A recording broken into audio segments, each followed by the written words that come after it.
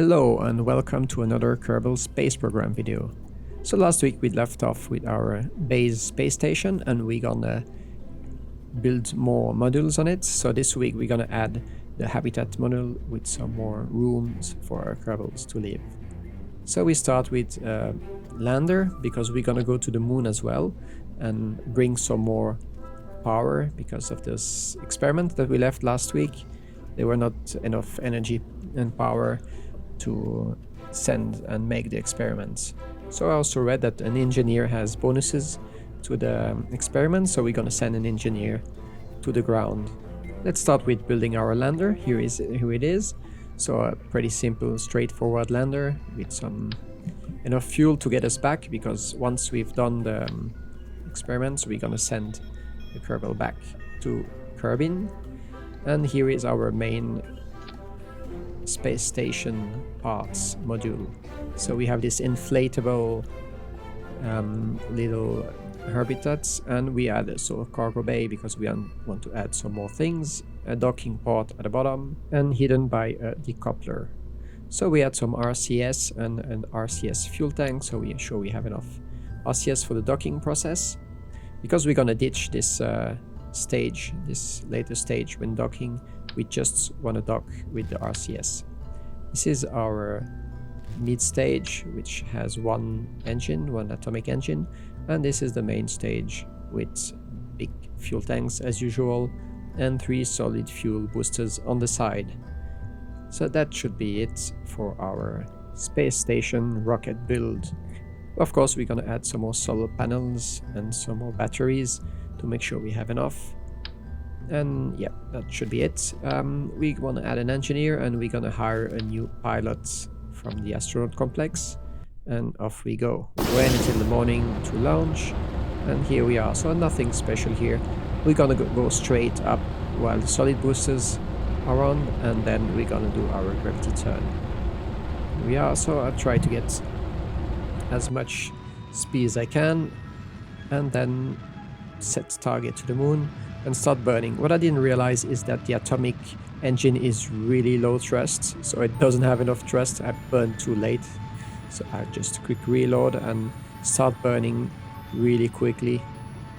So this is a very long burn, probably like 2 or 3 minutes burn. As you can see, it's 4-time physical sped up plus 1000 times speed in post editing. So here we are, burning, very long burn to the moon, but we eventually get there. Here we are. We have a pretty nice encounter, but a bit too much inclination, so we're gonna do a few little adjustment burns to get us as close as our 15-kilometer orbit as we can. So here we just adjust our inclination in one burn, and then a little bit better approach, and now we are really close to our space station orbit. Here we are, pretty happy with this. So we're gonna warp till there and start retrograding. So as you can see, our space station is just behind us. So what means it means that we should get a lower orbit, so we're gonna be slower than it and it will catch up to us. But what I didn't realize is that when you are below 10 kilometers from the surface, you can't time warp fast enough. So I decided to change the strategy and go for a higher orbit, as I'm doing now.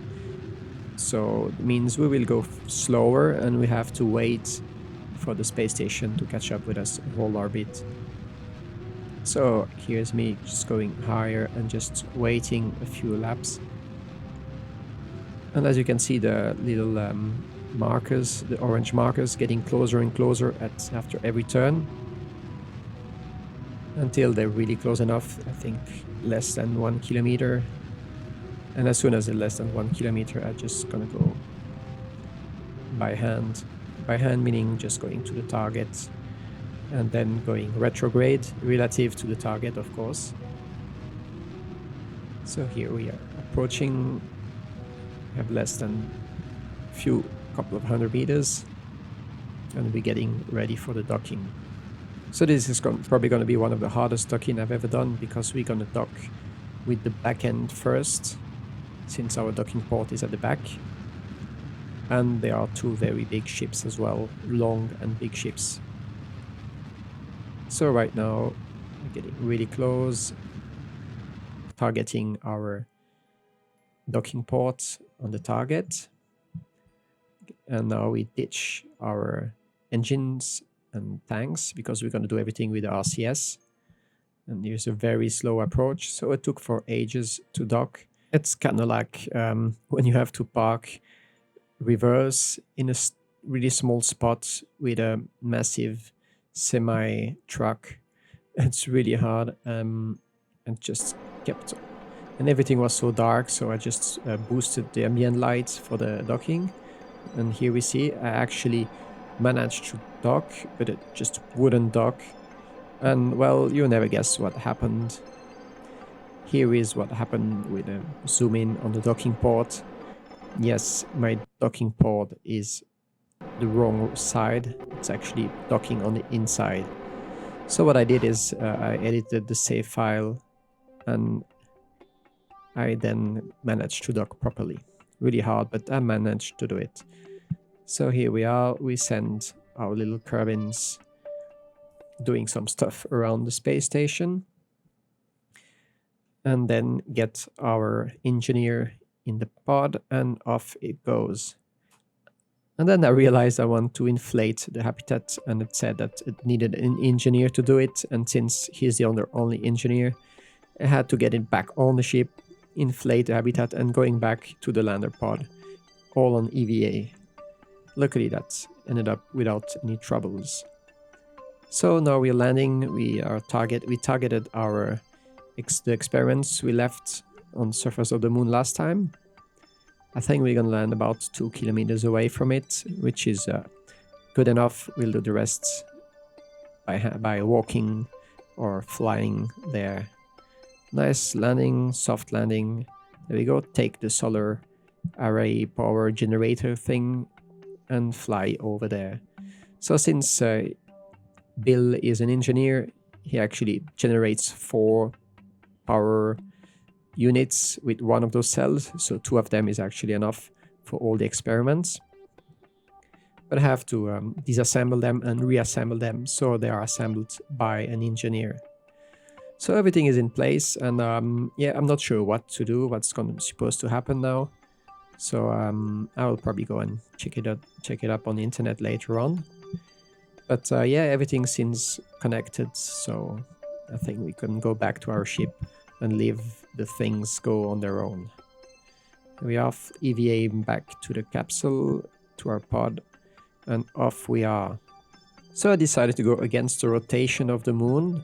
Don't take my word for it. I don't know if this is scientifically correct, but I have a feeling like we would benefit from the gravity assist against the moon's gravity, meaning it would break us down and have a free return to Kerbin, opposite to the other way, which would have a higher orbit and need us much more delta V. So I'm not sure if this is correct, but it worked pretty well. So here is our re-entry without ablator shield. So I'm trying to just go from left to right to dissipate the heat over the whole capsule, the whole lander.